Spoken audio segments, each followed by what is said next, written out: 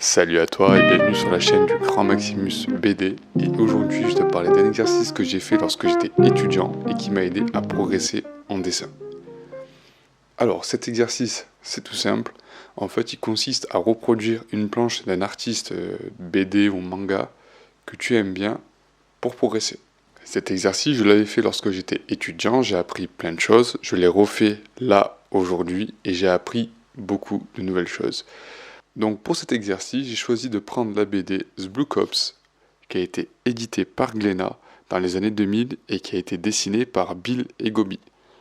Donc c'est vraiment une bande dessinée de mon enfance. Donc j'ai décidé de reproduire la moitié d'une planche. Alors ce que je conseille pour cet exercice, c'est de prendre déjà une bande dessinée que l'on aime bien lorsqu'on va passer beaucoup de temps à reproduire ses dessins. De prendre aussi une BD qui a un style similaire au nôtre, sinon ça sert à rien. Ne fais pas comme moi lorsque j'étais étudiant qui ai pris une BD qui était trop réaliste par rapport à mon style de dessin qui est lui plutôt cartoonesque. Au final je me suis cassé les dents et je n'ai rien appris. Le but de cet exercice est vraiment de dessiner comme l'artiste, donc essayer de dessiner avec les mêmes techniques, donc d'utiliser les mêmes matériels. Alors pour cet exercice là je déconseille de prendre une BD qui a été faite au numérique et plutôt de faire un truc qui a été fait 100% à la main, parce que nous on va essayer de refaire cette bande dessinée à la main. Par exemple, moi j'avais déjà essayé de faire cet exercice sur la BD Dad ou les nombrils, et en fait ce qui s'est passé c'est que des fois il y avait des détails qui étaient tellement minuscules que j'avais même pas la place pour dessiner sur mes planches. Donc voilà, on choisit donc notre page de BD. Donc moi j'ai toujours la BD The Blue Cops, ça y est on attaque, enfin j'ai attaqué depuis un moment.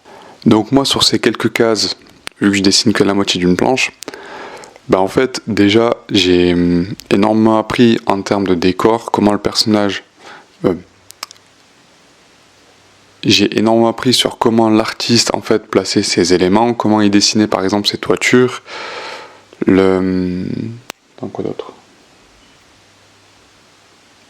Et en fait, comment on pouvait rajouter des choses pour rendre la planche, la composition de la case beaucoup plus remplie. Ou par exemple, un autre truc que j'ai pu explorer en fait sur cette planche, ça a été par exemple de dessiner les effets de vitesse que je pouvais faire à la main, alors qu'avant je pouvais les faire à la règle. Et ça, en fait, je l'ai appris parce que en regardant bien la planche, j'ai pu voir qu'en fait que c'était pas vraiment fait à la règle. On voit que c'est pas entièrement droit. Donc ensuite, pour finir, une fois que j'ai fait mon crayonné, je passe à l'ancrage. Donc comme je peux voir, il n'y a pas vraiment de plein et de déliés. En gros, les pleins et déliés, c'est quand j'utilise par exemple un feutre, pinceau ou alors une plume, comme font les mangaka, pour avoir justement des zones à l'ancrage beaucoup plus remplies. Là, je vois que le trait il est assez linéaire, donc je peux passer directement à l'ancrage avec un stylo, un simple stylo. Donc voilà pour cet exercice. Une dernière chose à apprendre, à retenir, pour la prochaine fois, plutôt que d'essayer de reproduire une page entière, plutôt essayer de sélectionner les cases qui peuvent nous intéresser en termes de composition, pour essayer d'apprendre que ce soit au niveau du cadrage, de la perspective ou autre.